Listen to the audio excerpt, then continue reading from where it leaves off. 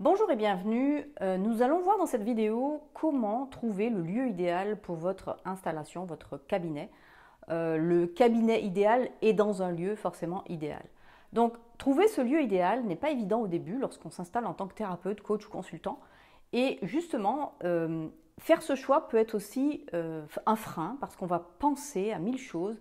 Si c'est plutôt près de la maison, si c'est plutôt dans tel quartier alors que c'est cher, ou plutôt dans tel autre alors que ça l'est un peu moins. Alors, qui je suis pour vous parler de ça? Je suis Claire-Anne Leroudier, psychothérapeute depuis 2000 et coach. Et depuis 2016, mon travail consiste à accompagner les thérapeutes, les professionnels, les coachs dans leur activité pour les aider à développer et à réussir leur cabinet. Alors, ce sujet, en fait, de la situation géographique du cabinet est un sujet intéressant parce que, l'air de rien, selon le quartier dans lequel on va s'installer, selon l'endroit dans lequel on va s'installer, on n'aura pas la même clientèle. Donc, moi, ce que j'invite à faire aux personnes que je suis, aux coachs que je suis et aux thérapeutes, c'est d'étudier qui est votre client idéal. Et en fonction de ce client idéal, vous allez bien sûr situer dans quel quartier, dans quel endroit on le trouve en plus grand nombre. Votre client idéal peut être par exemple une personne d'un certain niveau social ou une personne qui travaille dans certains types de domaines ou une personne qui a plutôt une vie de famille retirée et qui vit plutôt dans un quartier calme. Donc c'est à vous de situer un petit peu où serait le client idéal pour vous. Évidemment, il y a des quartiers dans lesquels par exemple le réflexe de consulter un coach ou un thérapeute est plus évident que dans d'autres quartiers. C'est comme ça. Et il se trouve que si vous vous installez dans un quartier dans lequel très peu de monde serait amené à consulter votre cabinet, à venir s'intéresser à ce que vous faites dans ce quartier, eh bien vous risquez certes d'avoir un loyer, je ne sais pas, plus intéressant, ou d'être avec des collègues qui sont plutôt sympathiques, ou d'avoir une vue sur je ne sais pas quelle montagne, bref. Mais en attendant, est-ce que c'est à cet endroit que se trouve votre client idéal? C'est la seule question que vous devez vous poser. Enfin, il y en a une deuxième. Vous pouvez aussi tracer un périmètre sur une carte dans lequel vous ne voulez pas sortir, parce qu'il faut quand même aussi, par rapport au kilométrage que vous allez faire tous les jours pour vous rendre à votre cabinet, eh bien, vous pouvez aussi observer tous les thérapeutes qui existent déjà dans ce périmètre et mettre des petites épingles. Moi, j'avais fait ça, très clairement. Dans la ville dans laquelle je me suis installée, je me suis dit où sont les thérapeutes en général. Et j'avais mis une petite tête d'épingle sur cette carte et je m'étais dit, voilà, quels sont les quartiers? Pourquoi ils sont plutôt à cet endroit? Évidemment, ils étaient plutôt centre-ville. Eh bien, parce que les gens peuvent se prendre une heure dans leur travail et alors qu'ils travaillent en centre-ville, peuvent très bien, voilà, c'est plus facile pour eux peut-être. Donc, ils ciblent des gens qui travaillent et qui peuvent se libérer une heure et aller donc en thérapie pendant une heure ou en soins, peu importe. Et donc, je trouvais que c'était une bonne idée. Et c'est la raison pour laquelle je me suis installée moi aussi en centre-ville, mais pas à l'endroit où ils étaient. C'est vrai, eux étaient plutôt installés vraiment au cœur du centre-ville.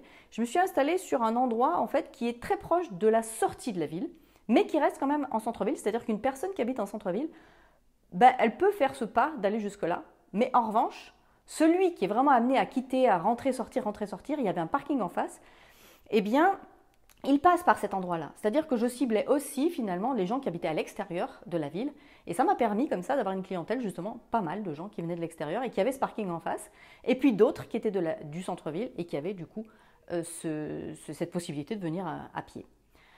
Donc je vous invite vraiment à réfléchir à la stratégie qui vous correspond, qui correspond à votre métier, à votre activité, et aussi au type de client que vous recevez. Et vraiment, en termes géographiques, d'observer cette carte et de situer où sont vos collègues et concurrents, quelque part.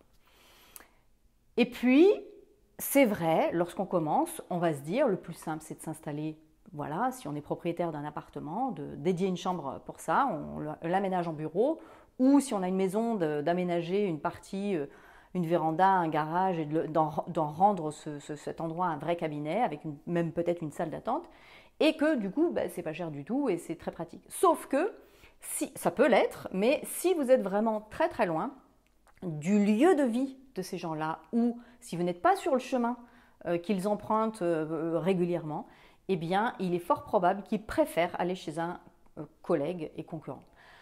De ce fait, Choisissez bien votre cabinet en fonction, bien entendu, de ce qui vous arrange, mais avant tout de ce qui arrange votre client, parce que c'est de ce choix-là que va dépendre la fréquentation de votre cabinet. C'est quand même une bonne part de choix que feront vos clients en fonction de cet élément-là, c'est la situation géographique de votre cabinet. Et aussi, c'est vrai qu'il faut qu'il y ait un parking pas loin, ou si ce n'est pas le cas, qu'il y ait le moyen de transport assez facile. Voilà, donc c'était mes petits conseils à ce sujet, où s'installer avec un cabinet lorsqu'on débute, en sachant bien sûr que les choses peuvent évoluer, qu'on prend quelque chose de moins cher au début ou de plus adapté, c'est-à-dire chez soi, puis ensuite, une fois que l'activité marche mieux, effectivement, on peut prendre un cabinet beaucoup plus situé sur le chemin qu'emprunteront vos clients habituels.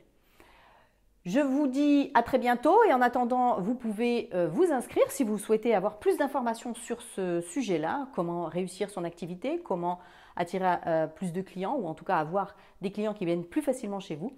Eh bien, je vous invite à vous inscrire à la conférence que je propose. Vous avez un lien qui se trouve sous cette vidéo et vous pouvez comme ça vous y inscrire et participer gratuitement à cette conférence. Je vous dis à très bientôt.